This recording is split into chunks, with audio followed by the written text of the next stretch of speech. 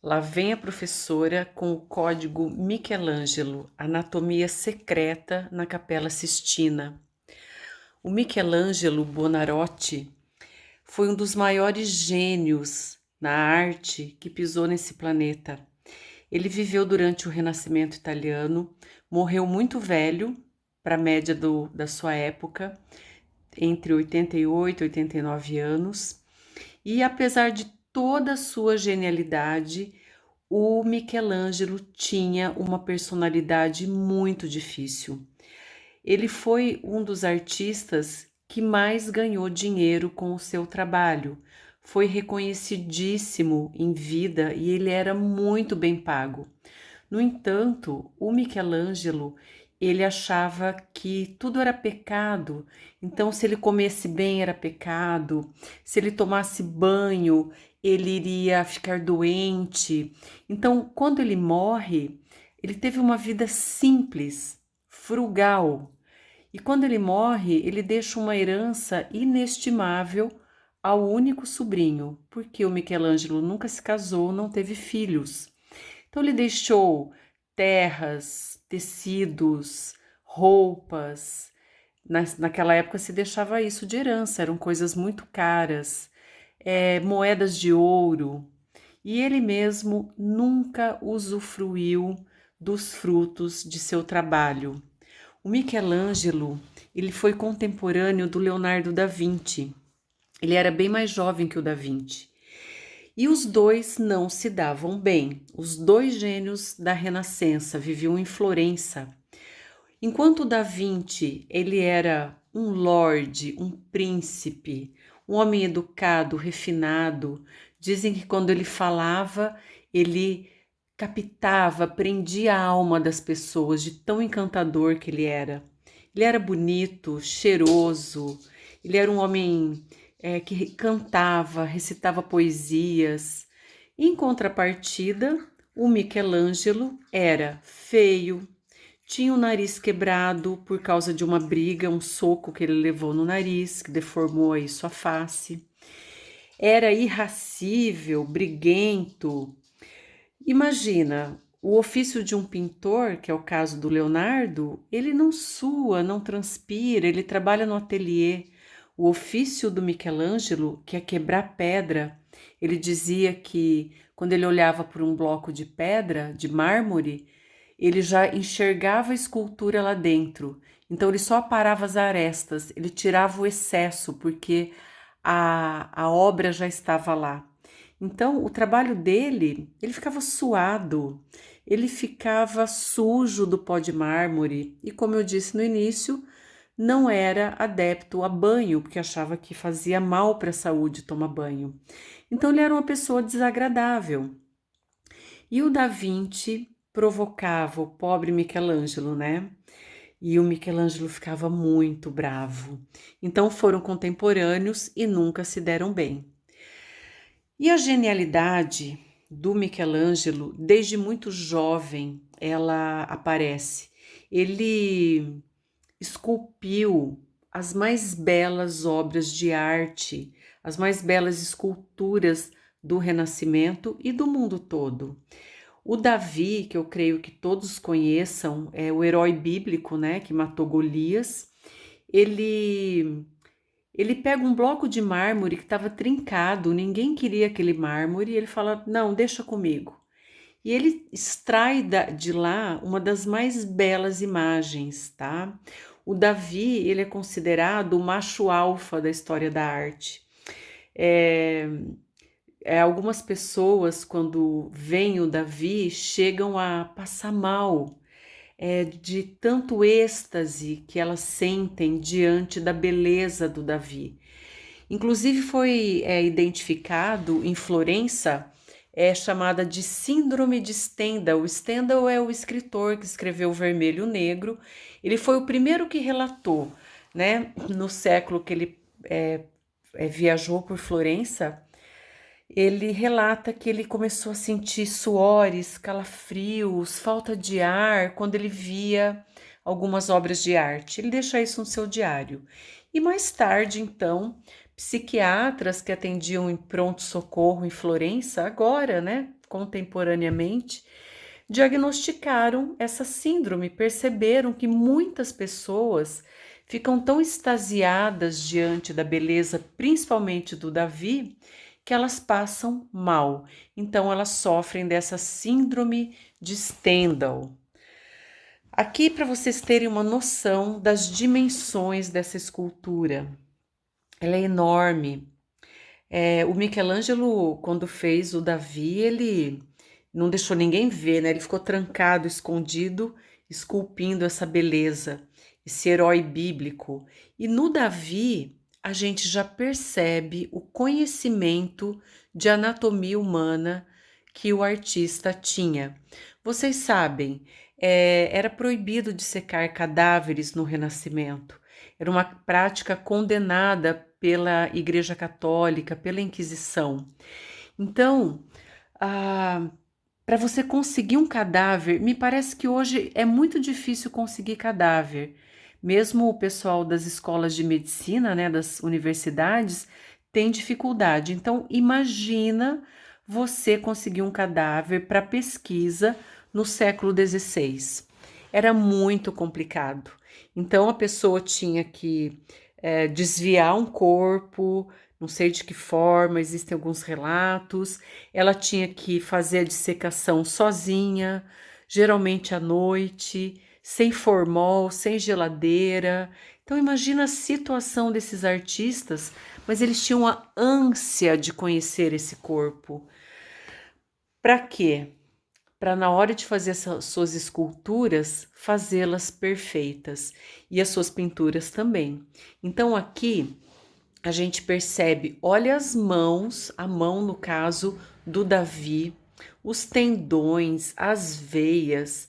Gente, até a cutícula da unha do dedão dele dá para ver. É muito perfeito. Olha a musculatura do abdômen, do peito. Olha esse músculo que gira a cabeça, ele chama esternocleidomastoideo, pessoal. Olha que nome difícil, né? Quando você gira o pescoço, esse músculo que tensiona e que faz o movimento. Percebam que ele coloca esse músculo tensionado. Então, é como se o Davi estivesse vivo. Ele coloca, aonde tem o movimento, ele coloca o músculo tensionado. É muito perfeito. O Moisés também é uma outra escultura muito importante. Ela inteira dá uma aula. Eu vou fazer uma aula para o pessoal da psicologia. Depois vocês vão entender quando assistirem. Essa escultura é tão perfeita que dizem que quando Michelangelo terminou o seu trabalho, ele bateu no joelho com o martelo e falou: "Fala, por que você não fala?" Então imagina Michelangelo, o divino, um criador, quase um deus, né? Só não consegue dar a vida como Deus, né? Mas fez perfeito. A carga psicológica também dessa escultura é muito grande. E aqui um detalhe, né? No braço do Moisés, repete da mesma forma como ele faz com o Davi, os tendões da mão, toda a musculatura perfeita e até esse músculo, que é o músculo que quando você levanta o dedo mindinho, ele contrai e ele tá com o dedo mindinho levantado. Então ele faz essa contração. Perfeito. Olha o conhecimento desse homem, gente. Um homem do século XVI. Bom, a Capela Sistina, enfim, que é o tema da nossa aula. A Capela Sistina, até hoje, ela é visitada por turistas do mundo inteiro e é na Capela Sistina que acontece o conclave, né, a escolha dos papas. Aqui é uma foto desse momento aí, desse pessoal da Igreja Católica reunida. Ela é toda decorada. As paredes laterais são pintadas por vários pintores da época, inclusive Rafael Sanzio. E o Michelangelo pintou o teto e pintou esse fundo da capela. O fundo da capela ele pinta a temática do juízo final. e é muito interessante, a gente vai começar por aqui. Aqui uma imagem para vocês perceberem a dificuldade do trabalho do Michelangelo. Ele usou andaimes bem rudimentares, que era o que ele tinha na época. A técnica que ele usou para pintar a Capela Sistina é chamada de afresco. É uma técnica dificílima, porque o artista tem que pintar sobre uma argamassa, uma espécie de massa corrida de gesso fresco, e o gesso seca muito rápido. Então, o afresco, ele não permite retoque, você não pode errar, porque secou, você não retoca mais. O Michelangelo fez esse trabalho praticamente sozinho. Foram 4 anos pintando e ele não queria pintar essa capela, não queria pintar esse teto. O Papa meio pressiona ele e ele falava: "Eu não sou pintor, eu sou um escultor". Imagina se ele fosse pintor, né? Olha a modéstia dele. Então aqui, olha as dimensões do teto, tem 40 metros por 14. O pé direito, que é a altura que vai do chão ao teto, tem 20 metros, mais de 20 metros de altura. Então foi um trabalho, gente, sobre-humano, tá? Quase aí um X-Men. Bom, o teto da capela era desse jeito aí, olha. Era uma capela que foi construída pelo Júlio II, então tinha um teto bem simples, pintado de azul com umas estrelas, e foi o Papa Sisto que resolve então decorar o teto da Capela Sistina. Achou que estava muito simples e olha no que o Michelangelo transforma. Olha a complexidade desse trabalho. São mais de 300 figuras que ele pintou. O que a gente vai ver aqui é uma gota no oceano, porque se a gente fosse ver os mínimos detalhes e tudo, eu acho que eu não conseguiria fazer e a gente demoraria muito, muito tempo, porque realmente é uma riqueza de detalhes impressionante. Aqui, só para vocês terem ideia desse esquema, ele pinta os ancestrais de Jesus, as 3 histórias do Noé, a criação e a perdição de Adão e Eva, e por aí vai. Ele vai fazendo vários painéis, todos com temáticas do Antigo Testamento. Ele pinta profetas e sibilas. Aqui ele mistura temas bíblicos com temas pagãos. Porque quem são as sibilas? São as sacerdotisas do templo de Apolo. O Apolo é um deus grego, é da antiguidade clássica, mas o Michelangelo está no Renascimento. O Renascimento é justamente isso, é o renascer da filosofia, da matemática, da estética grega. Então é muito comum os pintores usarem a temática pagã nos seus trabalhos. Essa imagem é uma foto tirada da restauração que foi feita na Capela Sistina na década de 70, no final da década de 70. A capela estava muito escurecida porque durante séculos ela foi iluminada com velas. Então a fumaça da vela foi escurecendo essas pinturas. E aí houve todo um trabalho de restauro que devolveu a beleza para nós, né? E hoje a gente pode observar as cores como foram pintadas, né, originalmente. Então, gente, dá uma olhada na dimensão desses desenhos. Olha o tamanho do Jonas. O Jonas, aliás, é uma das pinturas mais impressionantes, porque dá a impressão que ele está sentado com as pernas para fora do teto. É muito 3D. É incrível, vocês vão ter que ir lá para ver e vão lembrar de mim, hein? É muito linda essa pintura. Aqui um outro restaurador trabalhando aí no rosto da Sibila, né? E aí a gente vê também o tamanho desse desenho, o tamanho dessa pintura. Uma das características da pintura do Michelangelo é que ele pinta da mesma forma que ele esculpe, aí entre aspas, né? Porque ele põe realmente muita musculatura Mesmo quando ele pinta mulheres, ele faz com a musculatura bem destacada, isso é característica dele, tá bom? Então, como eu disse, a gente vai começar pelo juízo final, que é uma temática do Apocalipse, está na Bíblia, e Jesus virá para julgar vivos e mortos. E o Michelangelo, então, representa aí Jesus bem no centro, julgando as almas. Quem é salvo vai para cima, é levado para o paraíso. Quem é condenado cai e é levado por vários demônios, né? Nesse lago aí que com o barqueiro que leva as almas para o inferno. E a alma dos condenados sofrendo, os demônios bem pavorosos. É uma pintura bem complexa, muito cheia de detalhes. Mas o que, que tem de muito interessante aí? Do lado direito, embaixo do Cristo, ele pinta o São Bartolomeu. Aqui a gente já começa a ter uma referência à questão da anatomia e da medicina. Por quê? O São Bartolomeu, ele é o santo padroeiro da dermatologia, porque ele foi morto, esfolado, né? Ele foi esfolado vivo no seu martírio.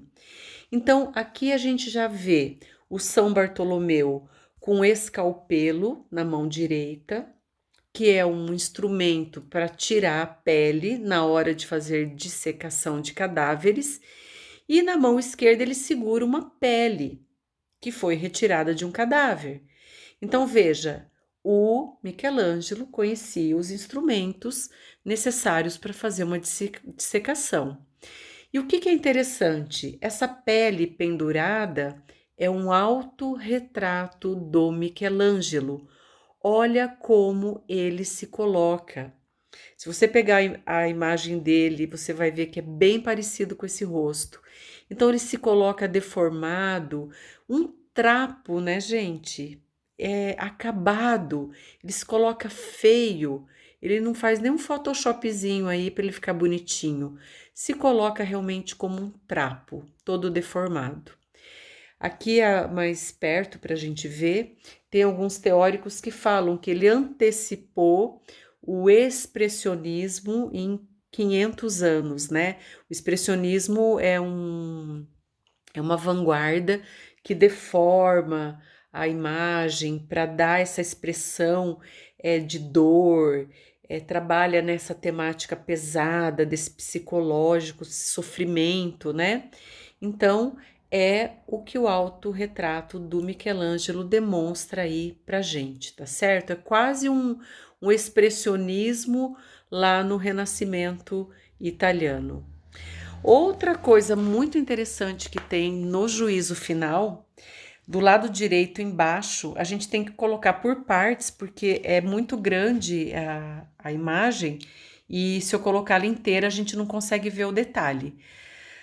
Aqui ele pinta um condenado ao inferno, mas é interessante essa história que é a seguinte: olha esse cara aqui, ele tá com orelhas de burro, todo rodeado por demônios e tá sendo aí estrangulado, né, apertado por uma cobra que ainda morde a sua genitália. Olha que tormento horroroso.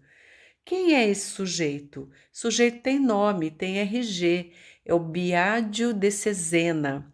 O Biagio de Cesena, ele era um funcionário do Vaticano, muito próximo ao Papa. E ele começou a ficar indignado com as figuras nuas que o Michelangelo colocava na pintura do teto da capela. Enquanto o Papa estava muito tranquilo em relação a isso, o Biagio de Cesena estava surtando e começou a incomodar o Michelangelo. O Papa nem deu bola. Ele, para se vingar do Biagio, imortalizou a sua imagem com orelhas de burro, sendo atormentado então pelos demônios no inferno. Uma boa vingança, né? Imagina como o Biagio de Cesena amava o Michelangelo. Bom, aqui é uma das cenas mais emblemáticas. Esse painel é imenso, vocês viram o tamanho dessas pinturas. É uma das cenas mais emblemáticas, acho que conhecida por muitas pessoas, que é a criação do homem. Veja, o Renascimento italiano, ele tem por paradigma o antropocentrismo, a valorização do homem, contrariamente à Idade Média, que era teocêntrica, a valorização de Deus. Aqui no Renascimento, que surge a Idade Moderna e muitos valores que a gente tem agora de individualismo, busca da felicidade, de ciência, vão nascer aqui. Então, essa valorização do homem, da felicidade terrena, a gênese dela, o germen dela é no Renascimento. E vejam aqui como ele pinta, então, o Adão, todo musculoso, anatomicamente perfeito, uma genitália minúscula de criança. Por quê? Porque, primeiro, que não é uma cena erótica, e segundo, que na hora que o homem foi criado, ele é inocente, ele não tem pecado, igual uma criança.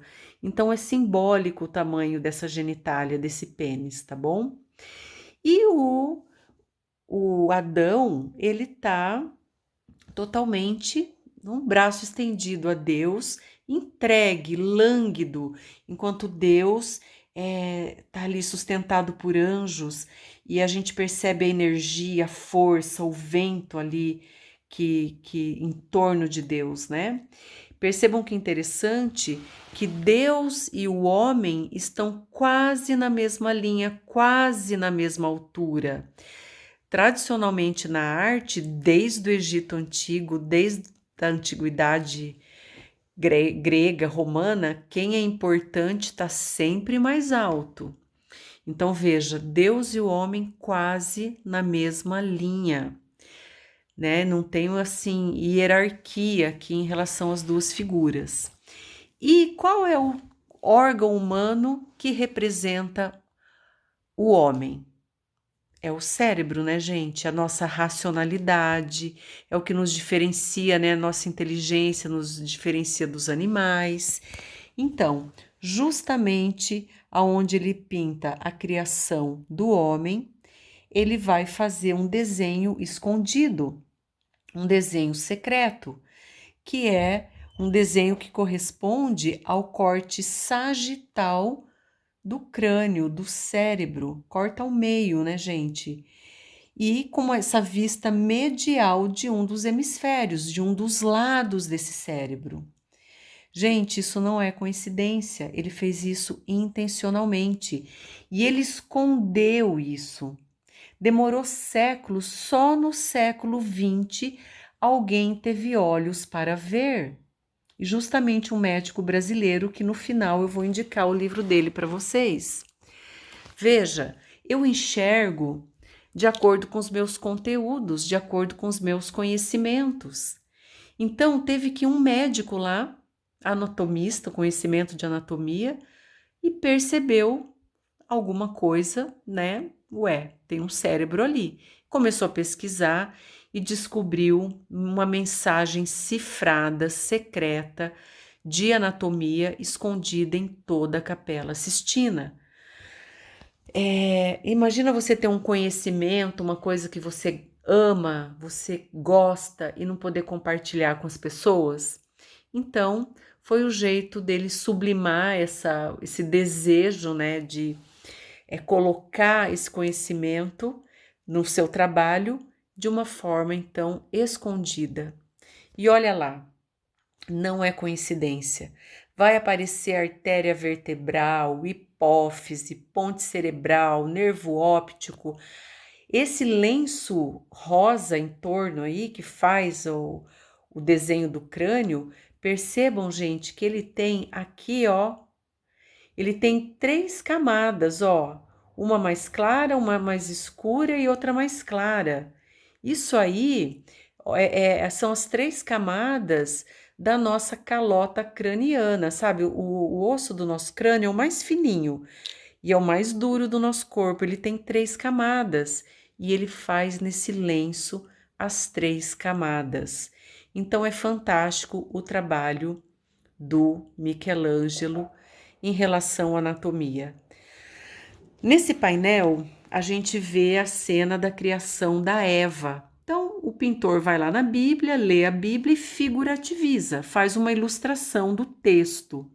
Então, lá está escrito que Deus fez Adão dormir, tirou uma costela e criou a mulher.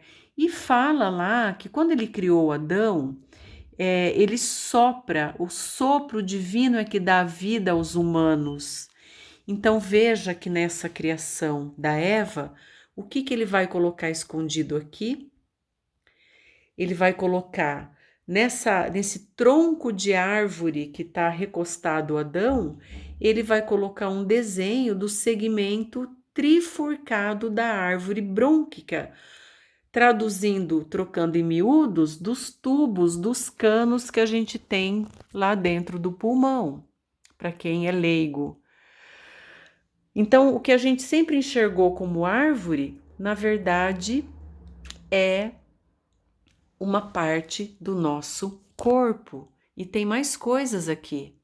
O próprio manto de Deus está no formato de um pulmão. E até a cor, né? Lembra, assim, a cor de um pulmão humano.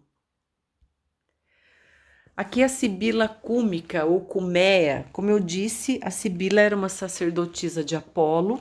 Olha como ele pinta ela forte, vigorosa, né? Musculosa. A história dessa Sibila é bem interessante, né? Porque ela pede para o Apolo uma bênção.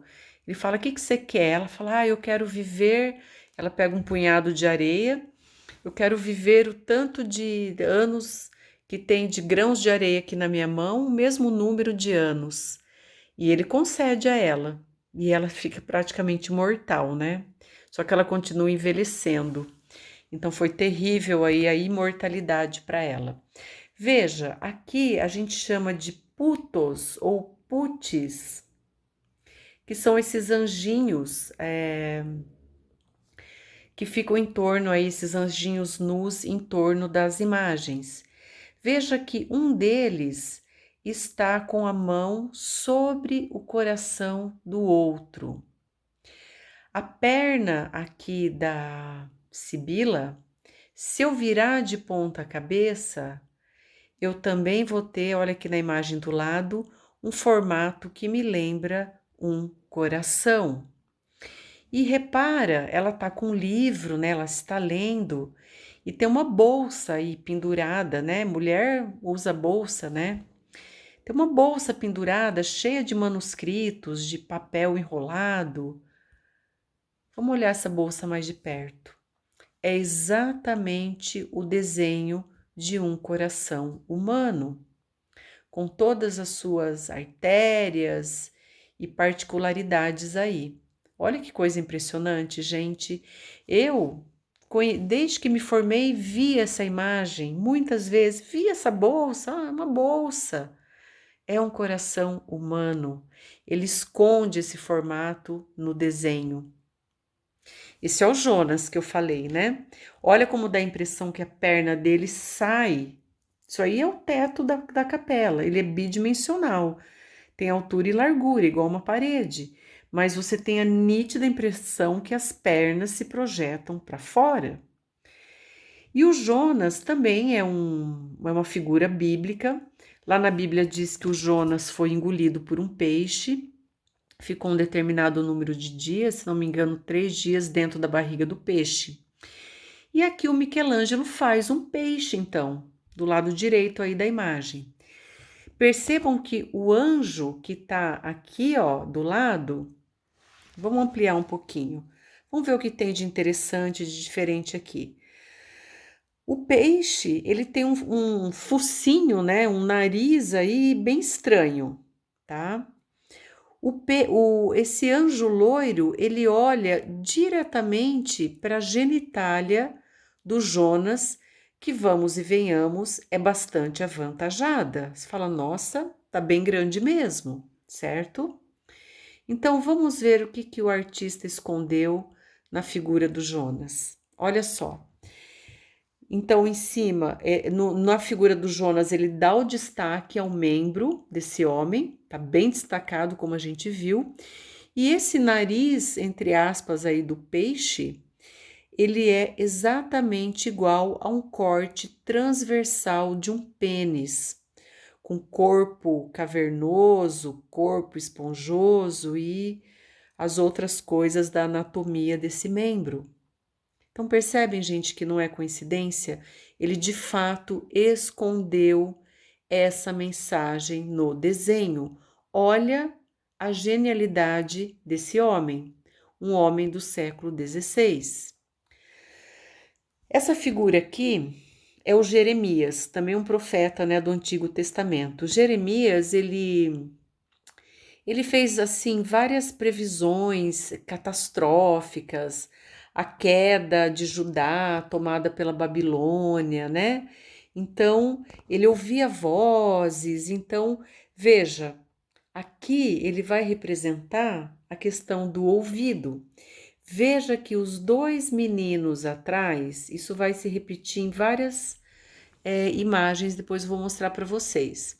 Os putos aqui do lado direito, eles, aqui são os putos ou putes, né? Eles põem a mão sobre o ouvido. Os meninos atrás, o da esquerda, ele mostra a orelha, o ouvido. O da direita esconde a orelha. E aqui no joelho esquerdo tem um desenho, tem uma dobra que a gente chama de panejamento, esses tecidos dobrados na arte, aonde ele desenha perfeitamente o tímpano, o ossículo martelo e a membrana timpânica do osso temporal, que está lá dentro do nosso ouvido. É inegável, né, gente? Nós temos o desenho anatômico dessas partes aí do ouvido e do lado esquerdo a gente tem o que o nosso pintor trabalhou aí na Capela Sistina, no teto da capela. E isso vai se repetindo. Aqui a gente tem uma cena dos antepassados de Jesus. Essa mulher que está aí meio agachada, com as pernas dobradas, veja a ênfase, né, nessa perna. Veja que o puto que está debruçado sobre o joelho dela, ele mostra a escápula, que é o osso aqui do nosso ombro. E os dois homens nus em cima também se voltam de costas para nós, mostrando essa parte do corpo. E aí, olha o formato das pernas da mulher, é exatamente o formato da escápula, que é o osso do ombro. Então, veja, não é só na perna, vários elementos no painel que ele pinta vão apontar para a parte anatômica que ele está escondendo na imagem. Essa cena aqui é quando Deus separa a luz das trevas. Então, Todo-Poderoso aí com os braços erguidos, ele está cercado por quatro ignudes, que a gente chama. Os ignudes são homens nus na arte. A palavra ignude vem de ignudo, enfim, homem nu. São belíssimos, né? Anatomicamente falando, o rosto, eles são muito lindos. Percebam aqui o que eu falei. Esse homem, esse gnudo, aqui, ele cobre a parte anterior do seu pescoço, certo? Conseguem ver aí? Esse outro mostra o pescoço, né? Chega até tombar a cabeça para mostrar o pescoço para nós. E Deus também, tá? Está com essa parte anterior do pescoço bastante em evidência, certo? Muito bem. Olha lá. Se a gente pegar os braços de Deus, o peitoral de Deus, que chega a fazer até uma ponta estranha aqui, né? Parece que levanta assim uma tábua dentro aí do peito de Deus. Ele forma exatamente ele tem exatamente o formato do osso hioide, que é o osso que fica na parte anterior do nosso pescoço. Então é inegável. Aqui nós temos uma das sibilas mais bonitas, a sibila líbica. Ela está numa posição, gente, que é impossível de um ser humano ficar. Ela está inteira retorcida. O tronco vai para um lado, o quadril para o outro e as pernas para o outro. Não tem como a gente se torcer dessa forma, tá? Ela também mostra as costas, o ombro, bate até uma luz ali no ombro esquerdo dela. Os putos atrás estão conversandinho ali e um deles aponta para o seu ombro. Fala com o outro, como se falasse com o outro, e aponta para o seu ombro. Então, veja, se a gente virar, no caso aqui, ó, ela está virada de ponta cabeça, tá? Se a gente virar o desenho, invertendo a imagem 180 graus, a gente encontra a articulação do ombro com a cavidade glenoide e a cabeça do húmero. Percebem, gente? É muito parecido. Essa desarticulação indica uma dissecação de caráter exploratório. Então, veja, ele futucou mesmo, abriu, explorou, ele queria ver como que esse osso estava articulado. Me parece que hoje as dissecações não precisam necessariamente, né, serem tão exploratórias, porque a gente já conhece, tem aparelhos, né, que vêm por dentro do corpo. Aqui no caso não, ele realmente explorou. E aí ele repete o que ele viu na imagem da pintura. É impressionante, né? Aqui também. Aqui é outra cena do Velho Testamento. É o momento em que Deus está criando o mundo e separa a terra das águas. No século XVI, as pessoas achavam que o rim ele era o órgão que separava as águas do corpo, igual estava escrito na Bíblia, tá? Olha os ignudos, os ignudes, né? Belíssimos em volta. Esses aqui embaixo, como eu disse, o da esquerda, do lado de baixo, ele mostra as costas, aonde fica o nosso rim, um dos rins, né? E o do lado direito, o nosso, ele esconde um dos rins. Então é como se ele fizesse um, um jogo de esconde-esconde mesmo, mostra, esconde em vários painéis, tá? Para indicar o que ele está mostrando e escondendo ao mesmo tempo. Porque tá aí, mas tá escondido. Tem que ter olhos para ver. É bíblico também. Olha que lindo, gente. Esse rim dissecado com essas estruturas internas é idêntico ao que o Michelangelo representou nessa cena de Deus separando a água da terra. Então, esse tubo de tecido do qual Deus sai e se projeta para frente equivale aí a pelve renal. Então é muito parecido, é inegável. O ignude que está abaixo de Deus, o que mostra as costas para nós, ele está debruçado numa almofada que tem um formato de rim também.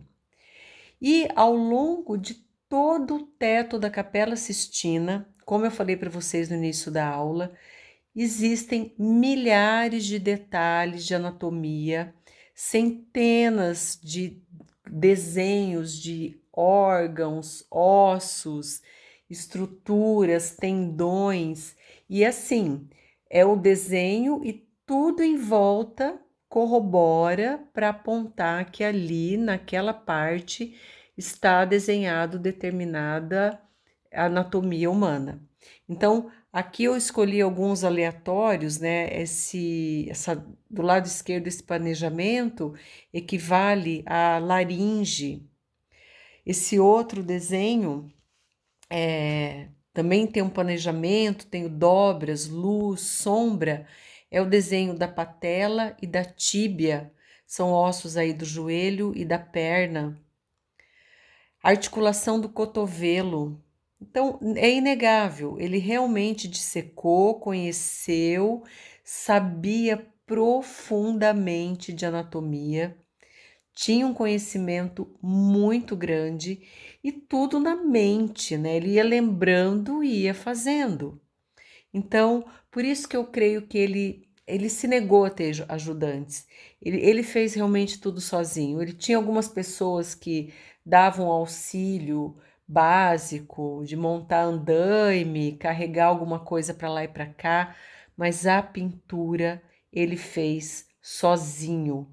Foram 4 anos de um trabalho intenso, um trabalho assim que até prejudicou ele, né? Ele ficou com muitas dores nas costas, teve problema de coluna, porque imagina ficar pendurado nesses andaimes, né? Deitado, muitas horas na mesma posição, né? E realmente foi um trabalho sobre-humano que o Michelangelo realizou. O Michelangelo, como eu disse, morreu bem velho, 88 anos. Para a época era uma façanha, poucas pessoas chegaram, né, nessa idade. Ele está sepultado em Florença. O túmulo dele fica dentro de uma igreja. É o túmulo da família, tem mais de 60 pessoas da família dele sepultados lá em Florença. E a família se extinguiu, ele não tem mais parentes vivos, a família se acabou. Ele teve um funeral grandioso em Roma, porque ele era considerado o divino, mas o sobrinho, o único herdeiro dele, transladou o corpo para essa igreja em Florença, é a igreja da Santa Cruz, tá? Então a gente pode visitar o túmulo desse grande artista. Diferente do Leonardo da Vinci, que não tem túmulo, a gente não sabe aonde foi sepultado também um dos maiores gênios aí da humanidade, mas essa é uma outra história. Eu queria indicar para vocês a leitura desses 2 livros que são fantásticos. O da esquerda é Michelangelo, Uma Vida Épica, é uma biografia maravilhosa. Conta detalhes incríveis sobre o Renascimento, detalhes da vida do artista, que são assim muito interessantes. E do lado direito, A Arte Secreta de Michelangelo, que foi escrito por 2 médicos brasileiros, Gilson Barreto e Marcelo G. de Oliveira. O Gilson Barreto relata no livro que ele foi várias vezes para a Europa, foi como mochileiro antes de se formar, e até que um dia deu um insight, deu uma luz e ele começou a enxergar o código secreto aí do Michelangelo, tá certo? Uma boa leitura e lá vai a professora.